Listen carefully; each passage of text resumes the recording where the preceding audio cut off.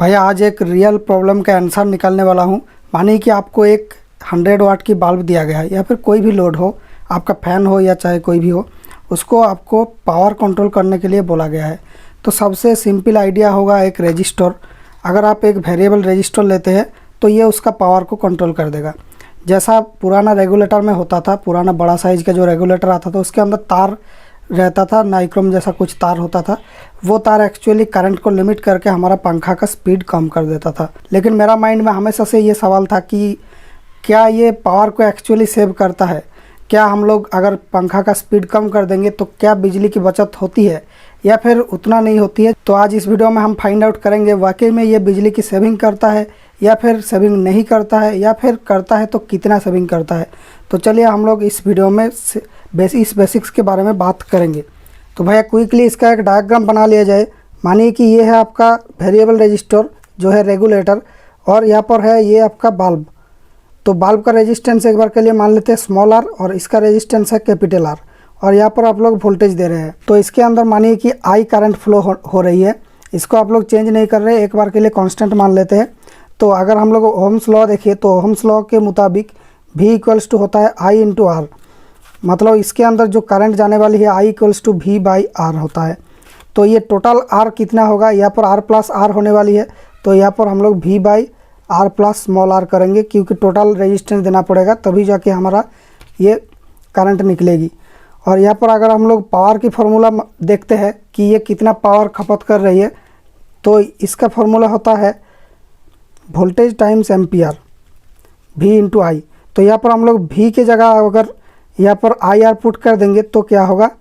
Equals to होता है I R into आई। मतलब यहाँ पर दो बार आई आर है तो इसलिए आई स्क्वायर आर। तो P equals to I square R, ये फॉर्मूला होता है पावर का। इसको देके हम लोग इन दोनों रजिस्टर के लिए पावर निकालेंगे। तो एक है बैड पावर जो कि हमारा रजिस्टर में वेस्ट हो रही है, और एक है गुड पावर जो कि हमारा बल्ब हमारे रोशनी के लिए दे रही है। तो भैया क्योंकि power equal to I square R होती है, तो यहाँ पर जो आई मतलब कि एम्पियर जा रही है वो दोनों में सेम जाएगा, क्योंकि ये दोनों सीरीज में है।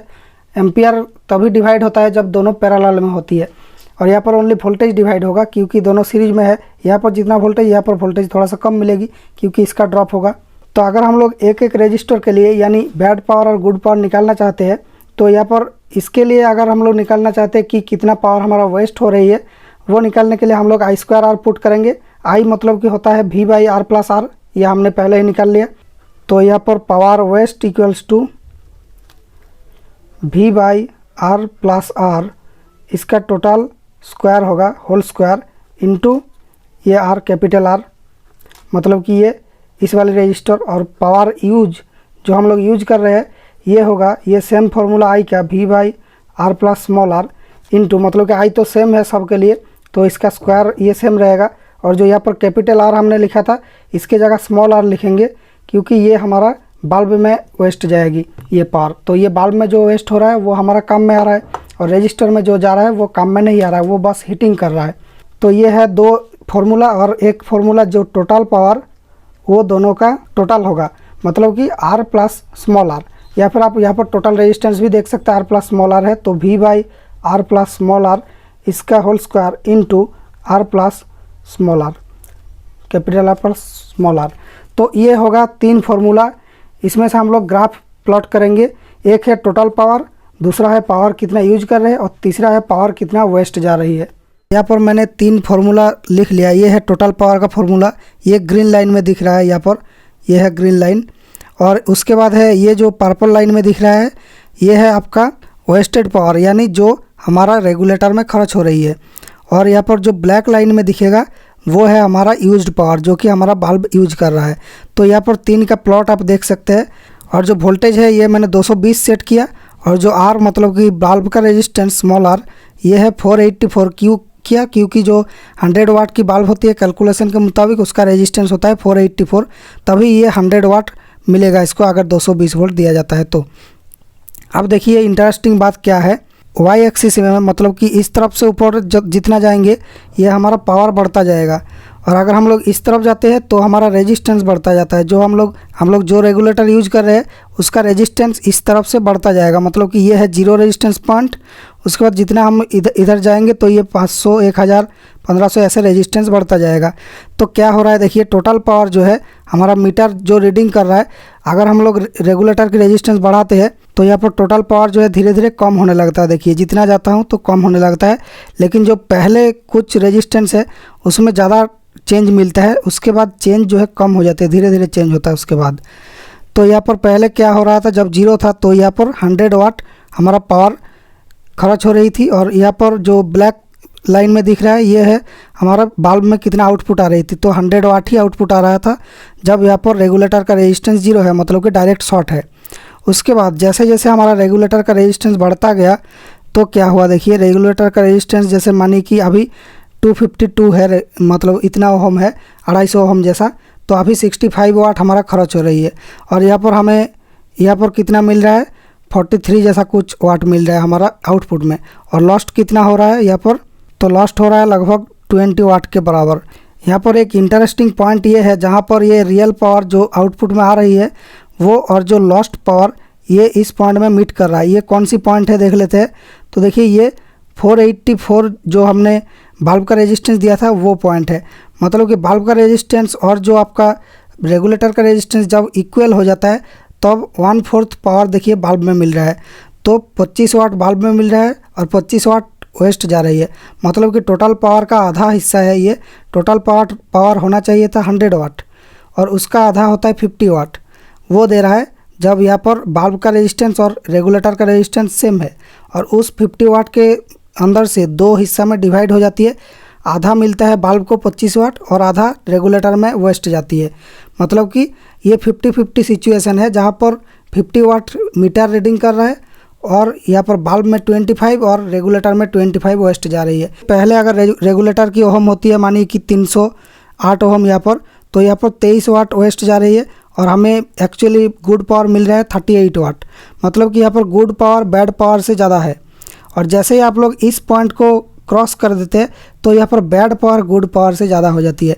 यहाँ पर देखिए अगर आप लोग इस पॉइंट की बात करें, जब 600 ओहम है तो 600 ओहम पॉइंट में देखिए 24 वाट आपका वेस्ट जा रही है और आपको मिल रहा है कितना वाट, यहाँ पर 20 वाट, मतलब कि जो गुड पावर वो बैड पावर से कम है इस पॉइंट को पार करने के बाद। तो यहाँ पर आपको क्लियरली समझ में आ गया होगा कि यहाँ पर जो पावर की ग्राफ किस तरह की होती है। ये अगर नेगेटिव साइड में देखें तो इसका जो ग्राफ है कुछ अजीब तरह की होती है, लेकिन हमें ओनली पॉजिटिव साइड देखना चाहिए, क्योंकि रेजिस्टेंस जो है इस तरफ है रेगुलेटर का रेजिस्टेंस, तो इसका नेगेटिव वैल्यू तो हो नहीं सकता नेगेटिव रेजिस्टेंस, तो इसलिए मैं ओनली पॉजिटिव साइड को देख रहा हूँ। इसका व्यू पोर्ट को लॉक कर देते हैं ताकि ये इधर उधर हिल ना जाए।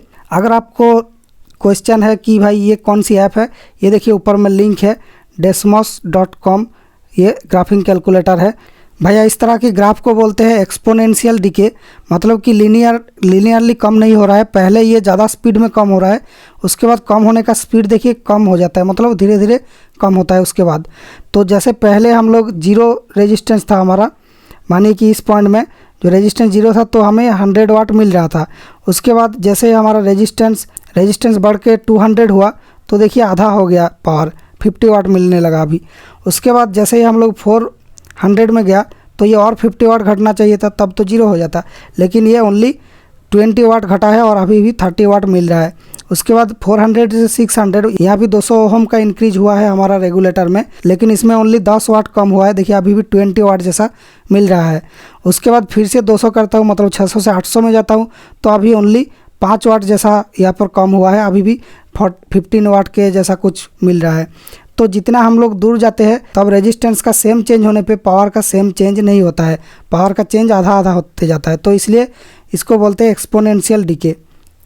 और यहाँ पर देख सकते हैं जो हमारा बैड पावर, मतलब कि ये पर्पल लाइन, ये कभी भी 0 नहीं होता है, ओनली जब 0 रेजिस्टेंस पॉइंट है तभी 0 होता है, जब रेजिस्टेंस 0 है यहाँ पर, मतलब रेगुलेटर शॉर्ट है, तो उसके बाद कभी भी ये 0 नहीं होता है।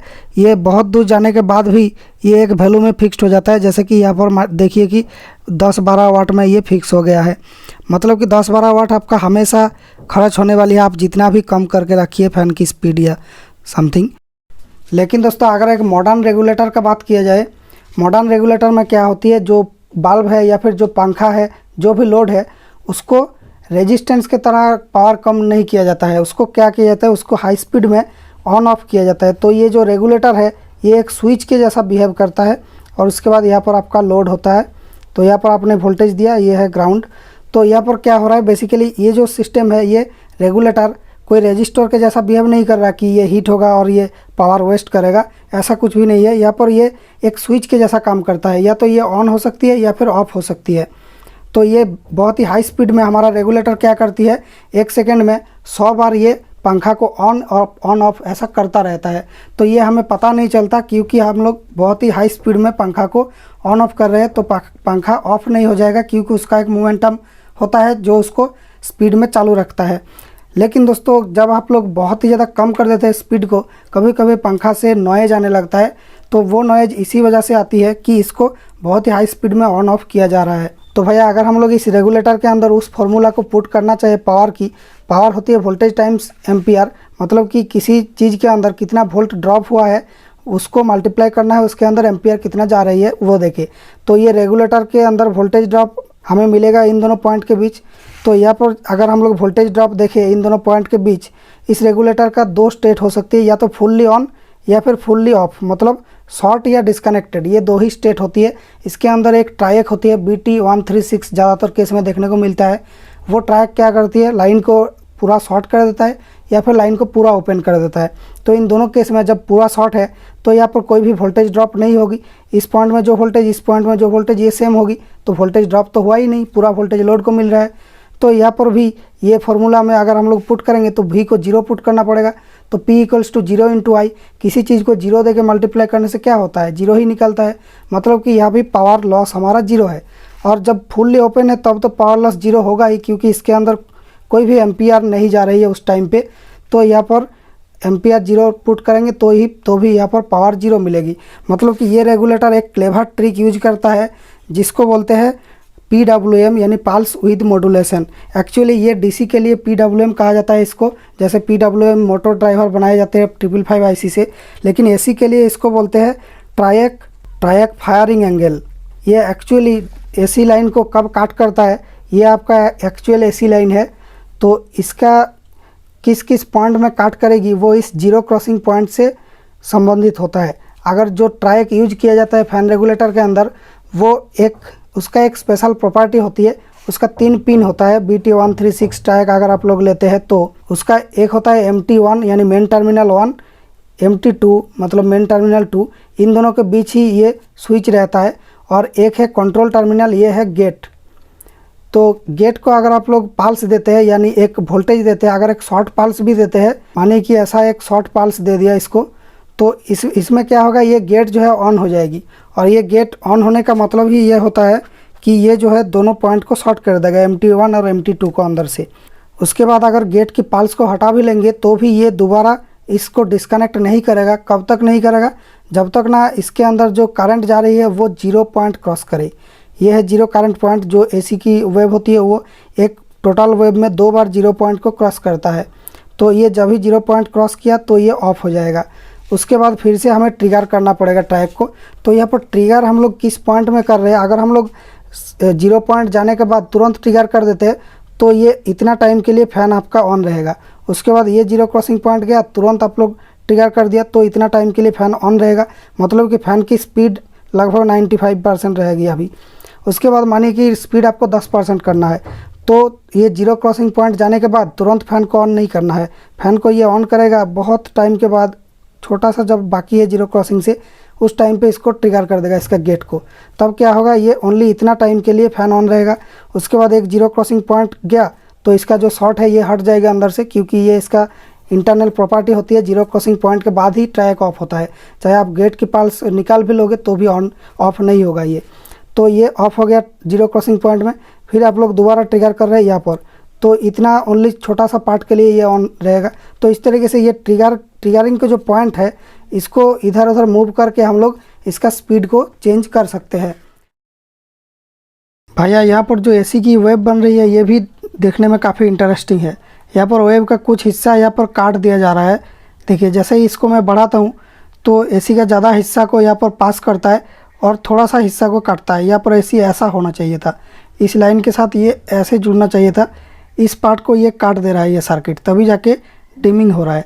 अगर मैं डिमिंग को कम करता हूँ तो यहाँ पर देखिए ज़्यादा हिस्सा को काट देता है, ओनली थोड़ा सा हिस्सा को ये जाने देता है।